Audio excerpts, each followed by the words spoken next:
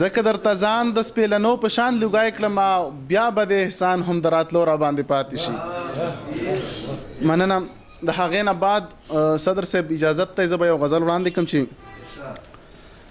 ستا خیالونو کې اوسېږم بس مزو سره مې ژوند دی، ستا خیالونو کې اوسېږم بس مزو سره مې ژوند دی، بس هم ستا عکسونه ګورم ستا کتو سره مې ژوند دی. بل شعر دی چې د ټوپک په مینه مستي د قلم نه لرې تښتي، د ټوپک په مینه مستي د قلم نه لرې تښتي، د خپل ځان نه ناخبر دي پښتنو سره مې ژوند دی.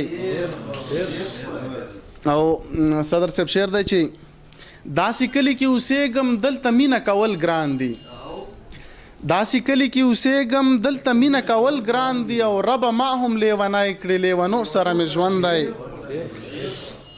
او جمال صاحب بل شعر دی چې هغه ستا د لاسو نښې هغه ستا یو څو خبرې، هغه ستا د لاسو نښې هغه ستا یو څو خبرې، بس په هغو باندې پایم د هغو سره مې ژوند دی.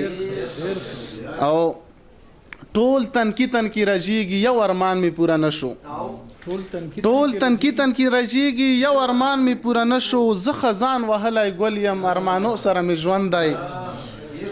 او بل شعر د انتظار صاحب چې غریو نیولی ستاسو چمته زه درځم ستا دپاره، غریو نیولی ستاسو چمته زه درځم ستا دپاره، په ژړا ژړا واپس شم او په ژړا ژړا واپس شم او سلګو سره مې ژوند دی.